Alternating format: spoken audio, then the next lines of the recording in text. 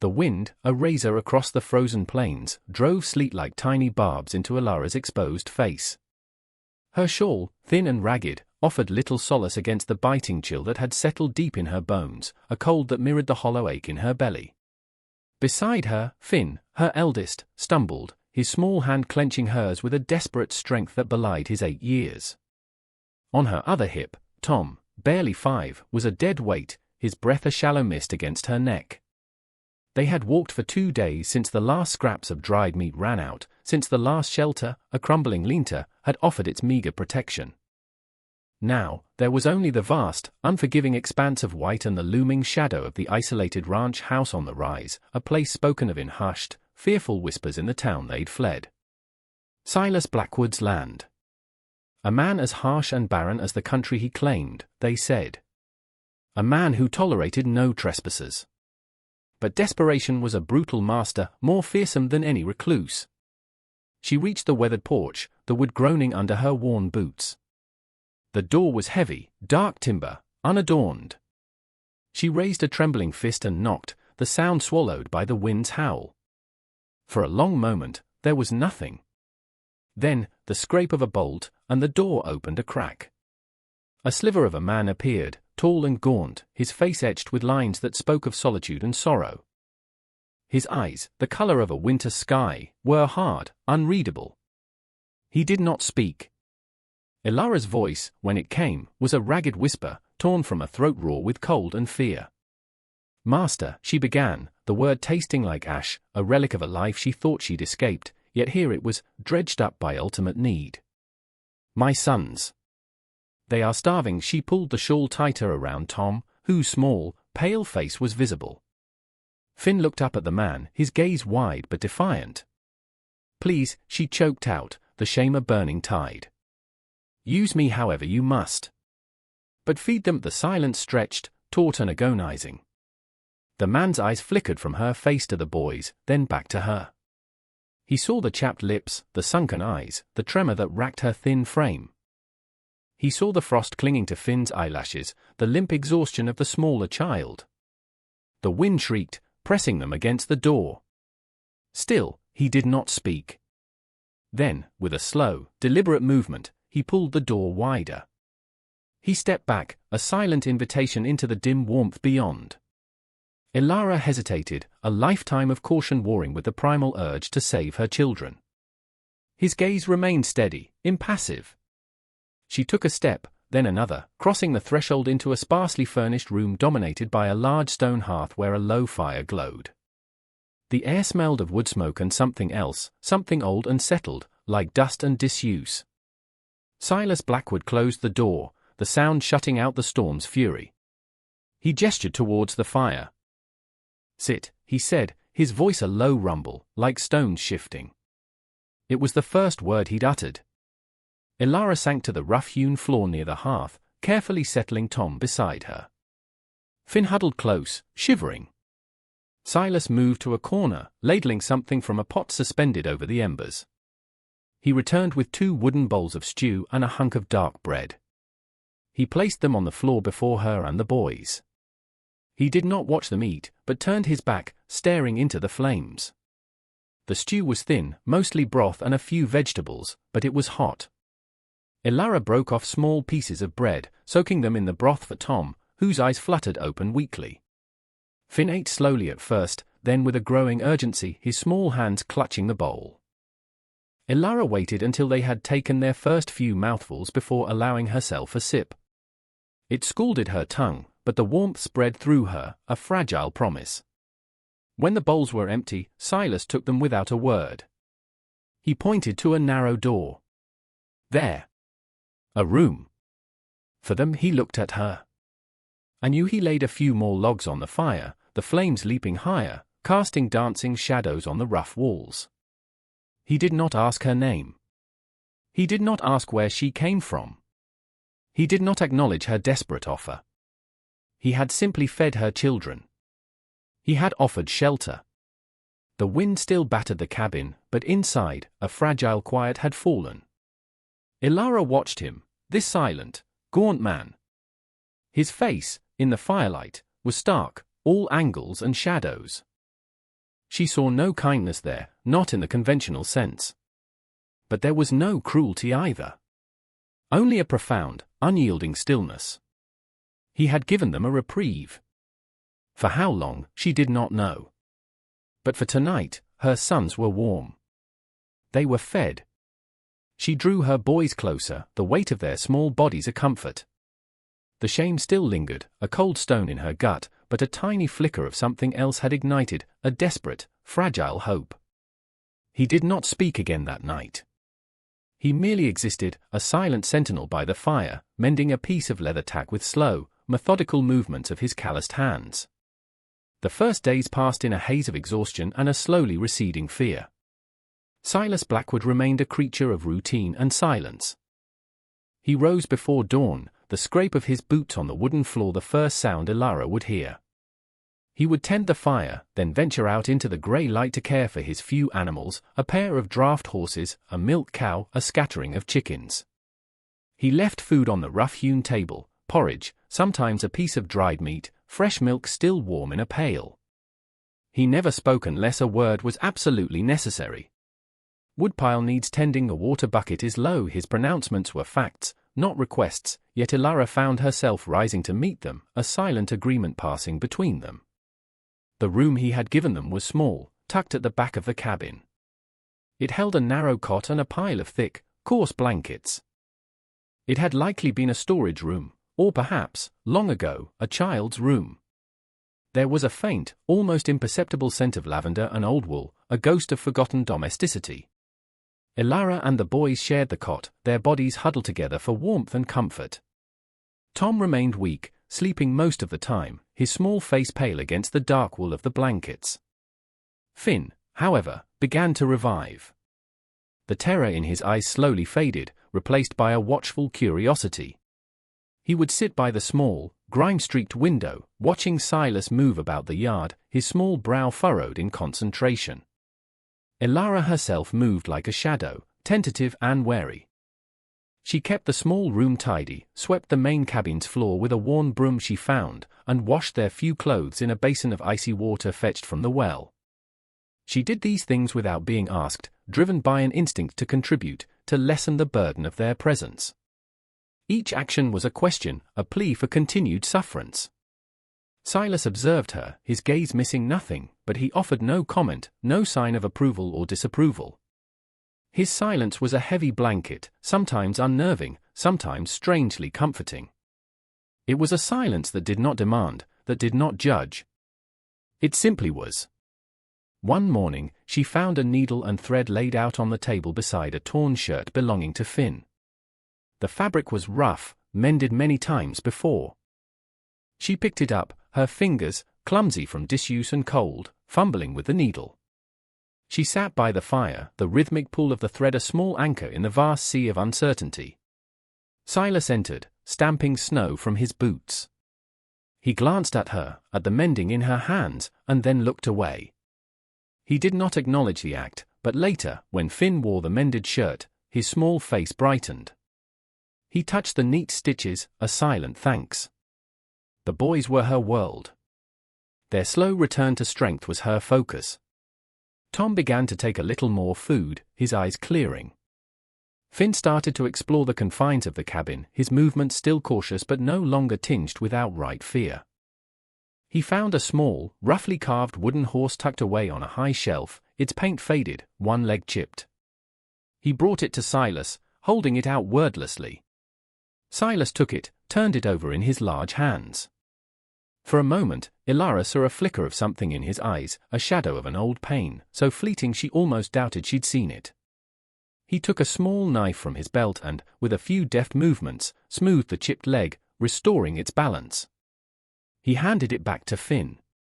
His name was Blue, Silas said, his voice softer than Elara had ever heard it. Then he turned and left the cabin. Finn clutched the horse, his eyes wide. It was the most Silas had spoken in days. Elara understood. This cabin, this land, it held ghosts for him. The realization settled upon her, not with fear, but with a strange kind of empathy. They were both haunted, she and this silent man, each by their own private sorrows. The harshness of the land outside was relentless. Snow fell, then more snow, isolating them further. But inside the small cabin, a fragile ecosystem was developing, built on unspoken needs and silent offerings. The fire in the hearth burned steadily, a small beacon against the vast, cold wilderness. And slowly, agonizingly slowly, Ilara began to feel the ice around her own heart begin to thaw, just a little. She still carried the shame of her offer, the memory of her desperation. But here, in the quiet presence of this unreadable man, it felt distant. He had not taken what she offered. He had given instead. And that, she was beginning to understand, was a language all its own. Trust was not a word Ilara would have used, not yet. But a certain rhythm had established itself, a pattern of shared existence that eased the constant tension in her shoulders.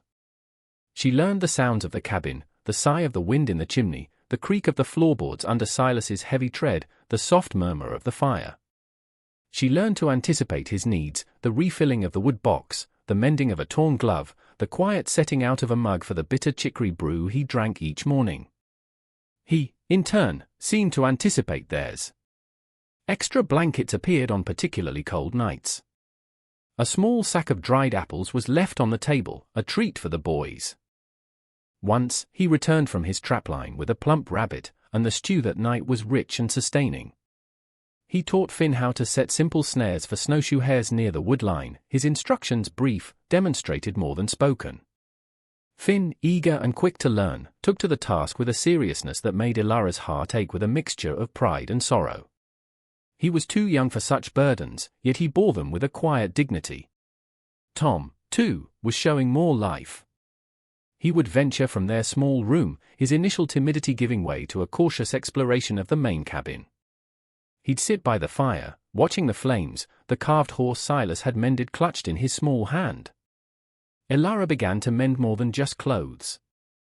She found a cracked wooden bowl and, using a sticky pine resin Silas had shown her how to collect, she carefully repaired it. She cleaned the grime from the small window until the weak winter sun could filter through, casting pale light onto the dusty floor. These small acts were an assertion of presence, a tentative claim on the space they inhabited. She was not merely a recipient of charity, she was contributing, making this temporary refuge a little more like a home. One afternoon, while Silas was out checking his traplines, Ilara found a tattered quilt tucked away in an old chest. It was intricately stitched, the colors faded but still beautiful. A woman's work, clearly. She spread it out, her fingers tracing the delicate patterns. A wave of sadness washed over her, an understanding of the loss that permeated this place. She refolded it carefully, a respect for the unseen woman who had poured her heart into its creation. When Silas returned, he found her sweeping near the chest. He glanced at it, then at her, his expression unreadable. But he said nothing. The silence, she was learning, could hold many meanings. Sometimes it was heavy with unspoken grief, other times, it was simply a comfortable absence of noise. The town, a distant entity they had fled, began to loom larger in Ilara's thoughts. Silas had to go for supplies eventually. Salt, flour, lamp oil. Things the land could not provide. She dreaded his trips, the hours he was gone filled with a low thrum of anxiety. What if he didn't return? What if the townspeople, the ones who had turned their backs on her and her starving children, somehow found out about them? The first time he prepared to leave, he simply stated, going to Redemption. For supplies the Redemption. The irony of the name was not lost on her. He left a good supply of wood by the fire and extra food. He was gone for most of the day. The boys were restless, sensing her unease.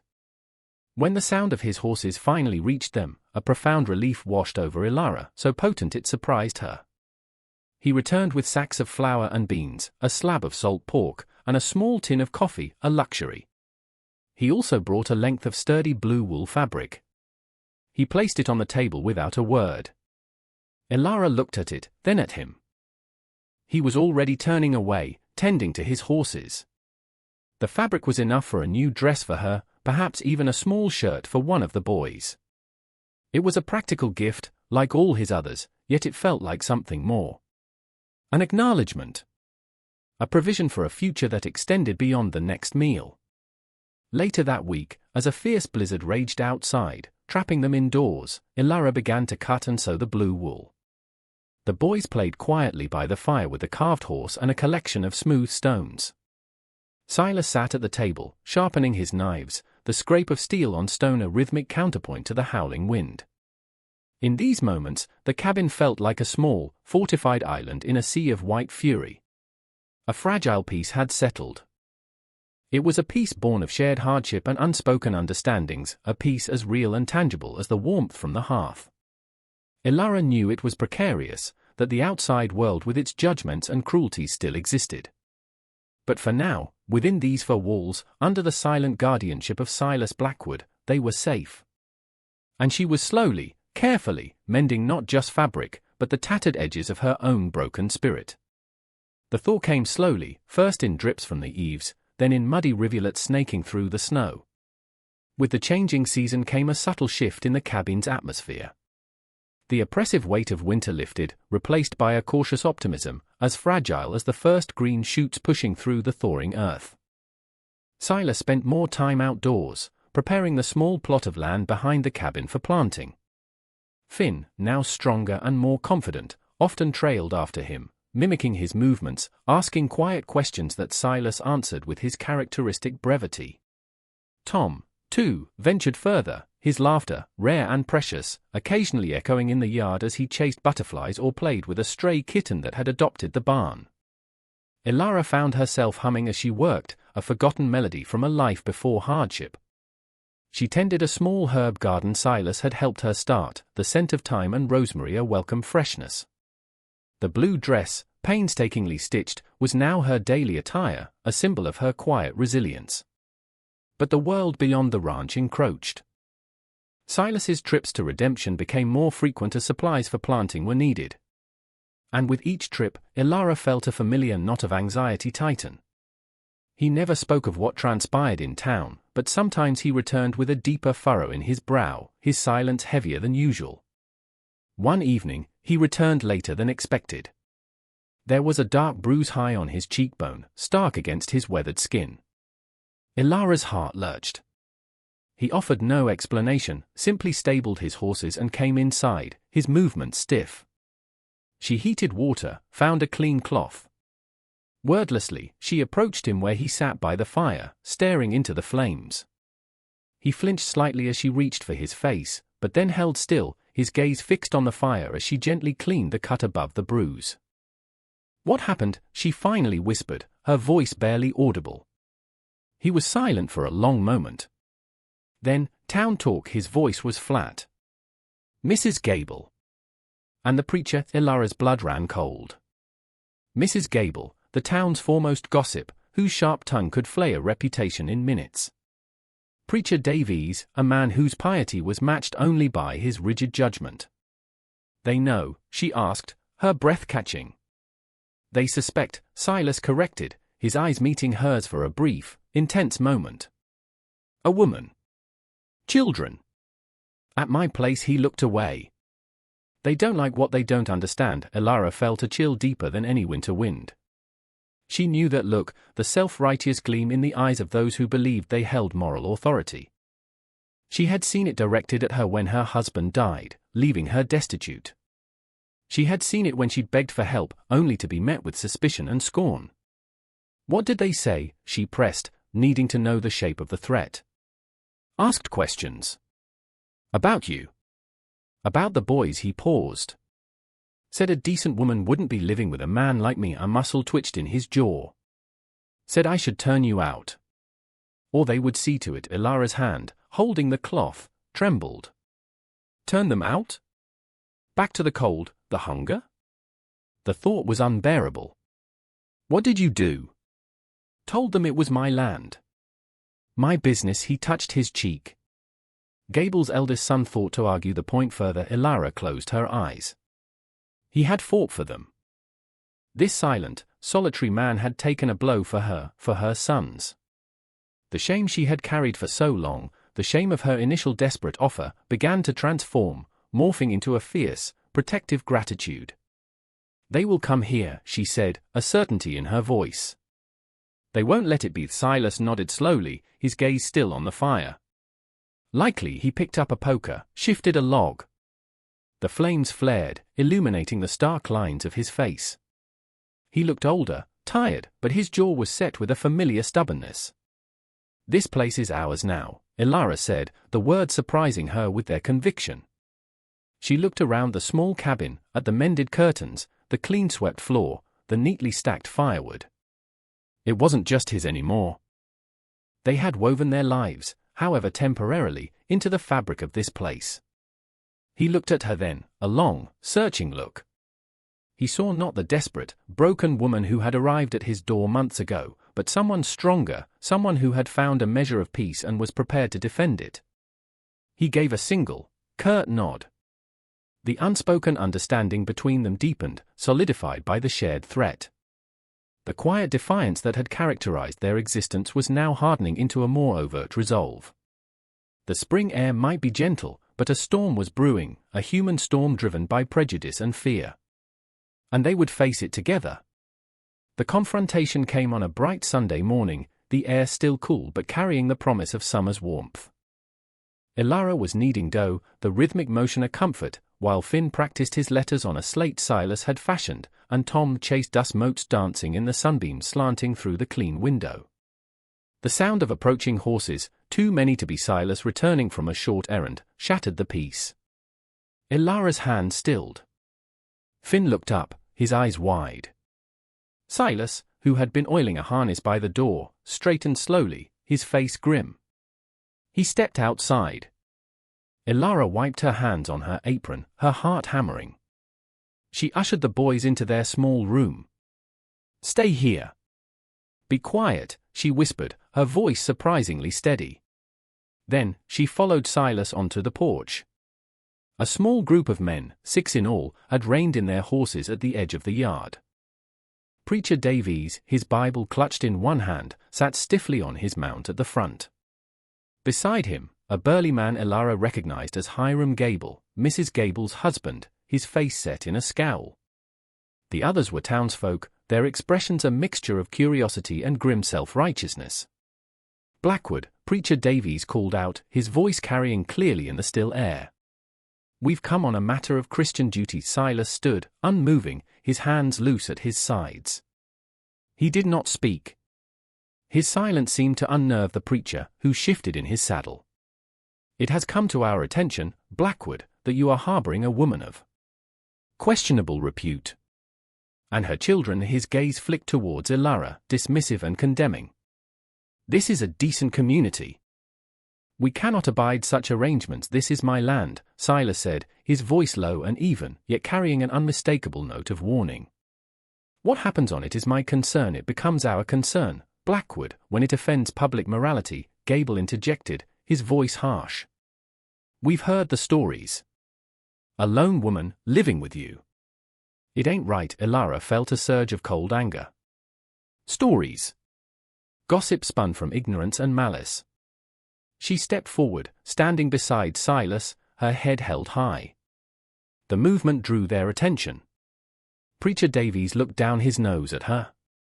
"Woman," he said, his tone laden with disapproval.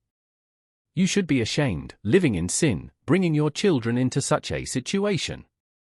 For their sake, and for the sake of your immortal soul, you must leave this place. The good people of redemption will see you are dealt with appropriately dealt with." The words hung in the air, a thinly veiled threat. Elara thought of the cold, the hunger, the despair she had fled. She thought of her sons, now warm and fed, slowly healing. She thought of Silas's quiet protection, his unwavering, unspoken support. Something snapped within her. The fear that had been her constant companion for so long fell away, replaced by a white-hot fury. Her voice, when she spoke, was not the whisper of a supplicant, but clear and strong, resonating with a power she hadn't known she possessed. "Ashamed," she said, her gaze locking with the preacher's.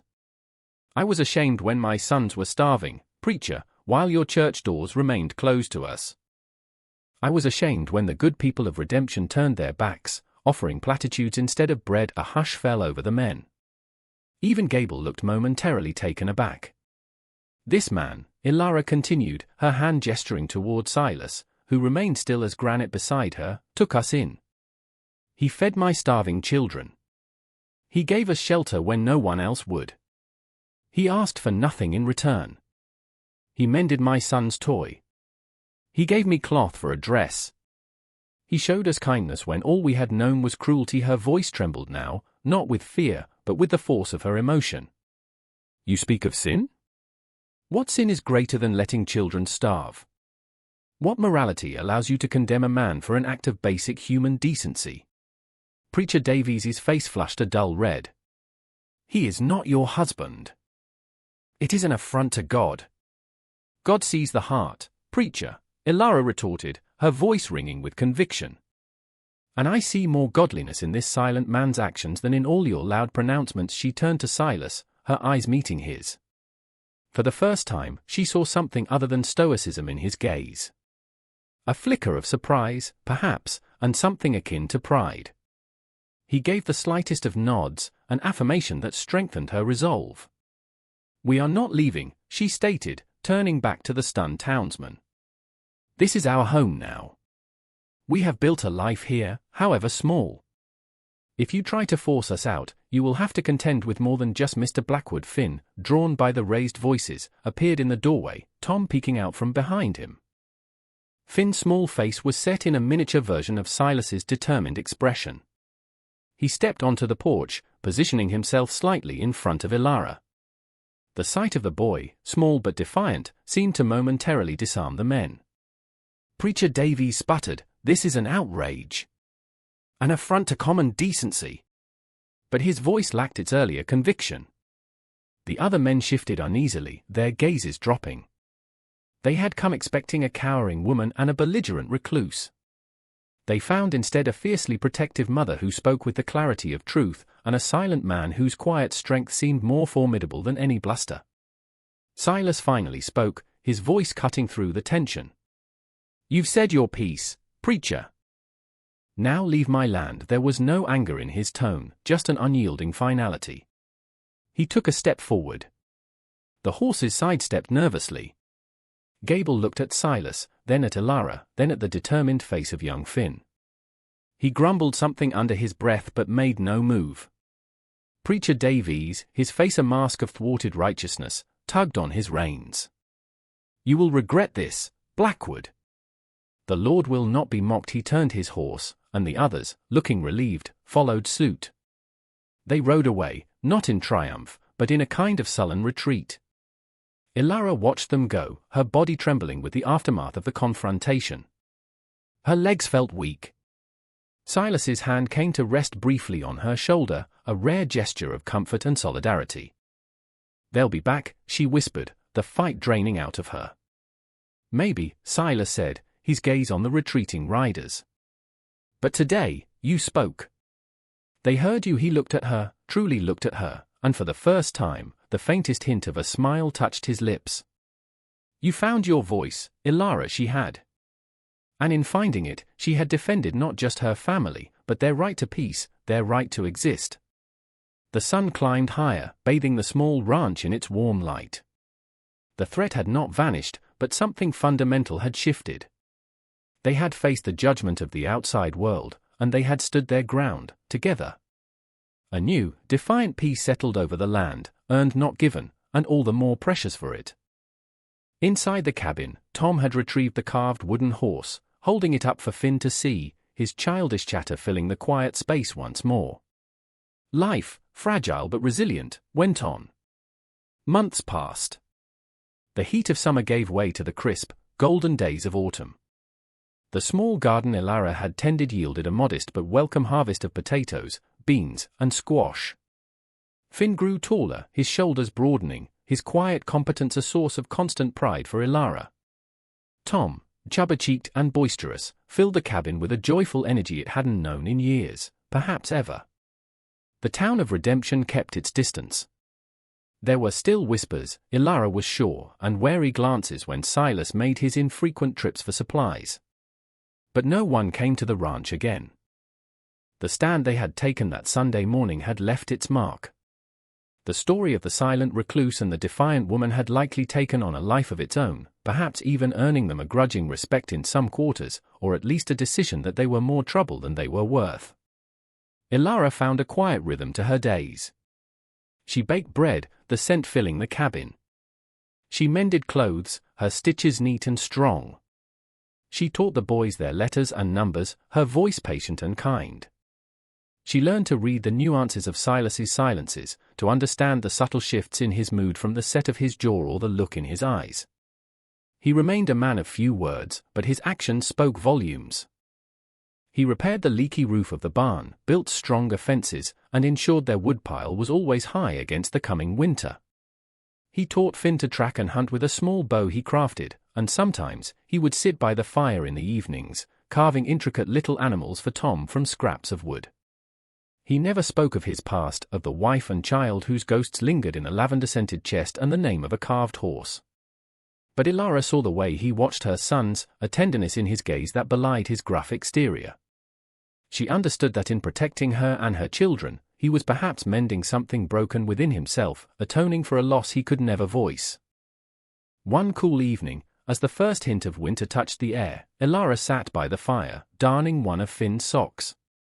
The boys were asleep in their room. Silas sat across from her, sharpening a knife, the rhythmic scrape a familiar sound. The silence between them was comfortable now, a shared space rather than an empty one. "The nights are getting colder," Ilara observed quietly. Silas nodded, not looking up from his work. "Winter will be here soon. We have enough wood," Ilara said. "And the root cellar is full. We'll manage." He paused in his sharpening, finally meeting her gaze. "We will," he agreed.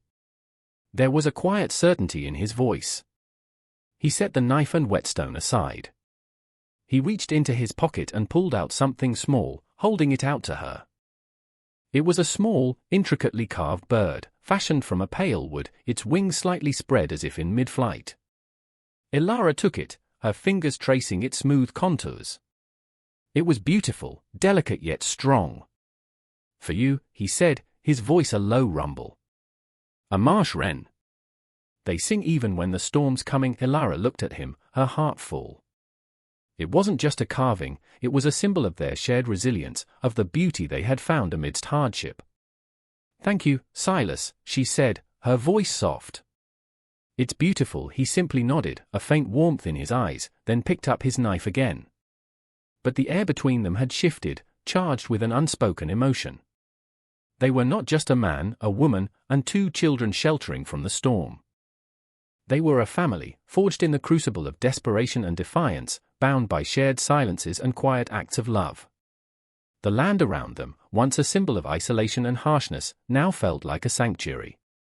The wind still howled across the plains sometimes, but inside the small cabin, the fire burned bright, a testament to their enduring strength. Ilara knew life would always hold its challenges, but she no longer faced them alone, nor did she face them in silence. She had found her voice, her strength, and in this remote corner of a judgmental world, she had found a home. A defiant peace, hard-won and deeply cherished, had settled over them, as steadfast and enduring as the mountains that watched over Silas Blackwood's land. Thank you for joining us for this story. We hope it touched your heart. If you enjoyed this narrative, please consider liking this video and subscribing to our channel for more inspirational short films and dramatic storytelling. Don't forget to click the notification bell so you never miss an update. We'd love to hear your thoughts on Ilara and Silas's journey, so please leave a comment below. What part of their story resonated with you the most? Your engagement helps us create more content like this. Thanks for watching, and we'll see you in the next video.